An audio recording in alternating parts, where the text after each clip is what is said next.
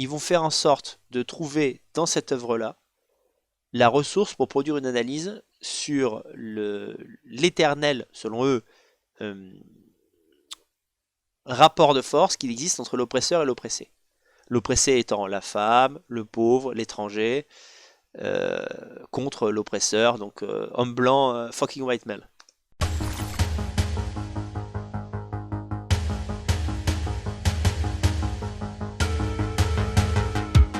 Moi je vous dis simplement, pour les gens qui veulent créer du contenu, il y en a deux solutions, enfin deux grandes possibilités. Soit en lançant votre chaîne YouTube, vous voulez vous adresser à un public déjà de droite. Ça peut être une stratégie, vous pouvez décider de faire ça, et orienter le public de droite vers une pensée qui n'est pas forcément conventionnelle à droite ou qui correspond exactement à ce que vous pensez vous. Ok? Bon, par exemple, moi ce que j'essaye de faire quand je m'adresse consciemment à un public de droite, c'est faire passer les souverainistes vers l'identité.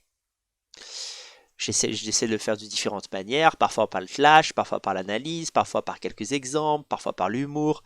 Si vous voulez vous adresser à la droite, il faut parler, il faut se piquer à droite. Donc, vous voulez parler à un public de droite, il faut parler de figures de la droite. Donc, les personnes, mettons, vous faites une vidéo, mon avis sur telle ou telle figure de droite. Les gens qui le suivent, qui l'aiment ou qui l'aiment pas, vont écouter votre vidéo simplement parce qu'il y a ça dans le titre. Voilà. Parler de l'actualité, commenter l'actualité. Si vous voulez faire une chaîne culturelle de droite, en fait, il faut savoir que pour un homme de droite, la culture, c'est l'histoire. C'est juste ça. Non, mais vraiment, c'est évidemment, c'est pas vrai de tous les spectateurs de droite pris individuellement, mais regardez, la seule chaîne culturelle qui buzz à droite et en assumant d'être de droite, c'est la chaîne de Christopher Lann. Voilà, où il fait des vidéos un peu comme ce que vous venez de voir, mais dans lesquelles il parle d'histoire. Voilà. Histoire, histoire, histoire, histoire, histoire, histoire. Ça, vous pouvez agréger à terme tout le public de droite autour de vous, c'est-à-dire le lecteur de F de souche, en gros, c'est 100 à 200 000 personnes. Vous pouvez y arriver. Christopher Lann, je ne sais pas où il en est, il ne doit pas être loin des 100 000, il pourrait atteindre 200 000.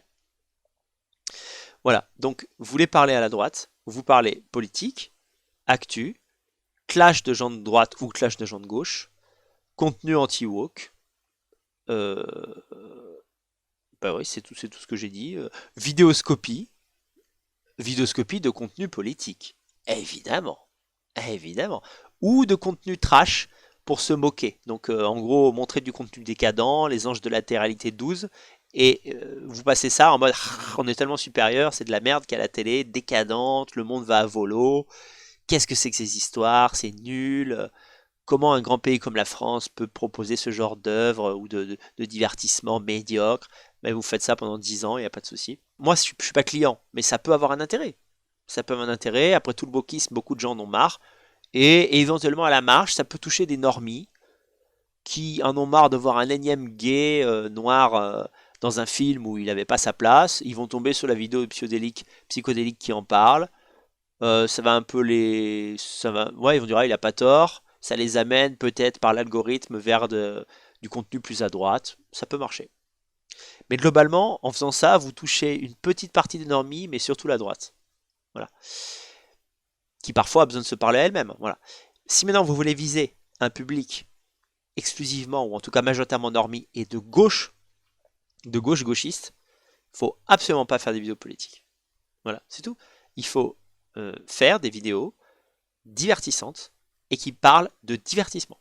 Voilà. Vous parlez de musique, ou vous faites de la musique, vous parlez de jeux vidéo, vous parlez de cinéma, vous parlez de société, vous parlez pas de politique. Politique et société, c'est pas la même chose. C'est-à-dire que quand vous abordez l'actualité, c'est pas pour parler de qui sera le prochain Premier ministre, non, non, c'est société, c'est-à-dire les rapports hommes-femmes à l'aune de l'économie. Voilà, et surtout pas pour en arriver à la conclusion qu'en gros les hommes sont géniaux et les femmes sont des merdes, sinon vous n'allez pas parler aux gens de gauche.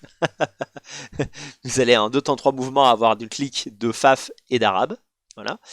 Dans l'idée, vous voulez toucher les gens de gauche, faites un contenu qui dans le fond, la forme ou les deux, va toucher l'émotion du spectateur. D'accord? Vous faites, par exemple, vous parlez de cinéma, Euh, voilà, comment un youtubeur de droite va parler de cinéma? Eh ben, un film va sortir, il y a une polémique, il va parler de la polémique. On est de droite, nous. Donc en fait, que ce soit sur le jeu vidéo ou les films, Assassin's Creed avec un noir qui joue un samouraï ou je sais pas quoi, qui en plus se révèle être gay, ça c'est la cerise sur le gâteau, et ben vous êtes de droite, vous n'allez pas parler du gameplay, du level design, vous allez dire vous avez vu ce jeu, putain Ubisoft s'enfonce. Mais jusqu'où va aller le wokisme, hein? Vous êtes de gauche, vous allez parler d'un film, de quoi vous allez parler? Le message caché derrière Inception. Le mystère dévoilé de Mulholland Drive de David Lynch.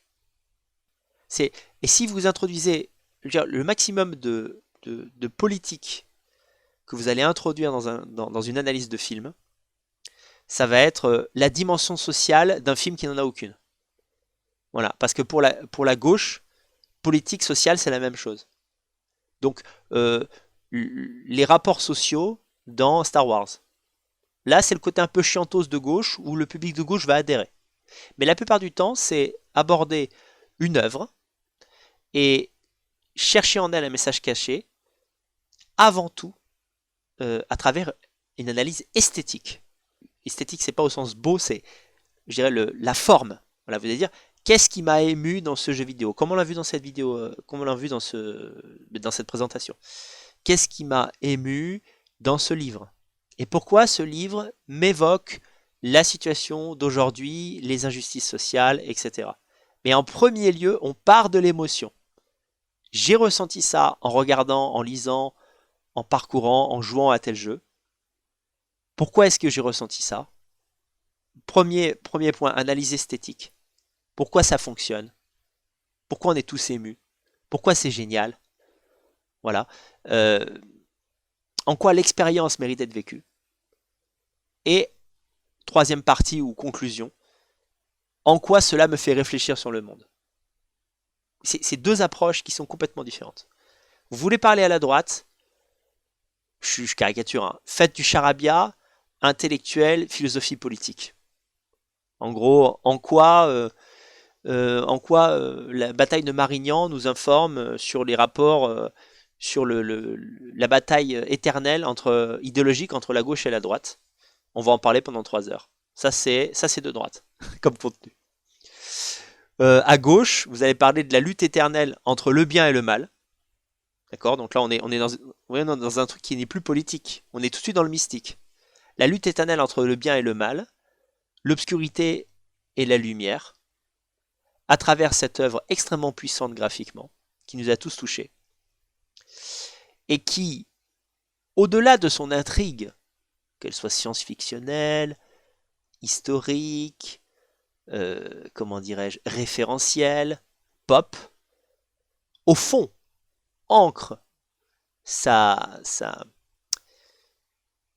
dynamique interne dans le conflit actuel entre les élites capitalistes et le prolétariat. Vous voyez ce que je veux dire? Gauche, esthétique, émotion. Droite, analyse, suranalyse de l'analyse, qui amène toujours au complotisme. Plus vous analysez des faits politiques en essayant d'établir des liens directs entre eux sur des décennies, plus vous allez vers le complotisme. Hein, parce qu'un peu de recul philosophique vous apprend qu'en réalité, il y a énormément de hasard dans l'histoire.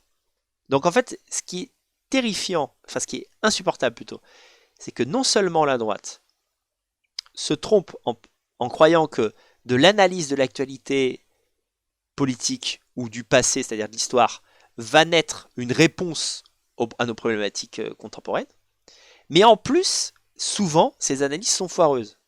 Parce que plus on va chercher des solutions dans l'analyse, plus on va créer finalement un récit qui n'est pas celui de la réalité telle qu'elle s'est produite, mais qui est celui de l'idéologue, qui va voir des ponts entre Ramsès II, Louis XIV et Vladimir Poutine. Si vous voulez que ce soit créer du contenu, vous exprimer sur Internet, simplement, parfois ça peut être militer, ça peut être simplement avoir un compte X. Vous voulez vraiment convaincre des gens de gauche sur X? vous les convaincrez pas avec un contenu comme le lapin taquin ou le lapin du futur. Très bon travail ce qu'il fait. Hein. Qu'est-ce que vous aimez dans la vie? Vous aimez le cinéma? Je donne cet exemple parce que moi j'aime le cinéma. Vous ouvrez un compte X, vous parlez de cinéma. Cinéma, cinéma, cinéma. Et quand vous parlez de cinéma, vous parlez pas tous les jours de, oui, par exemple, Destination Télé, le compte X qui a été créé, c'est un compte pour la droite, ça. C'est un compte pour comment dirais-je, s'indigner. Tous les jours, tu es là, jamais Destination Télé te parle de l'esthétique d'un film. Destination Télé est fait par un droitard pour nous expliquer qu'en gros, les films woke sont surfinancés et que c'est un scandale et que partager en masse, ouais, c'est saloperie de woke. Non, non, non, vous voulez parler à la gauche qui aime regarder du cinéma, il faut lui parler de cinéma comme elle aime entendre parler de cinéma. Et 9 posts sur 10, 9 publications sur 10, vous parlez d'esthétique. Quand je dis d'esthétique, c'est entendre au sens large, c'est-à-dire ah, la musique de ce film est géniale, ah, cette scène dans ce film-là, ah, ce film est médiocre parce qu'en fait, c'est un remake de tel autre film, mais qui, du point de vue formel, passe à côté de son projet. Oui. Vous faites une analyse esthétique.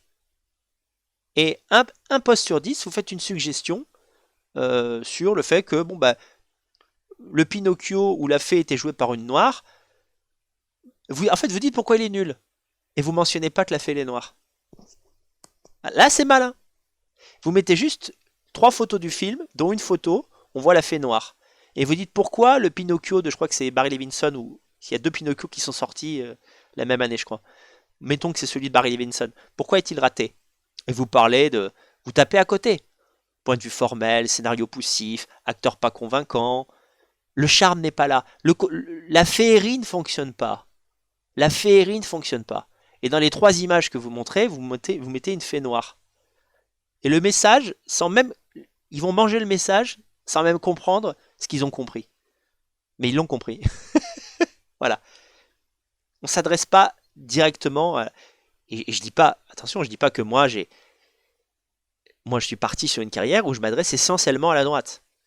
Mais quand je veux essayer de toucher un public qui n'est pas exclusivement un public de droite, je sais comment parler et communiquer avec ce public-là, ou en soirée, quand je suis en soirée, et que les gens autour de moi ne sont pas des gens de droite. Je ne vais pas frontalement parler de politique. Je vais utiliser d'autres procédés rhétoriques. Donc c'est très important quand vous lancez une chaîne YouTube, donc je parle une chaîne YouTube, un compte X, que vous voulez militer de X ou Y manière. Demandez-vous à qui vous voulez vous adresser.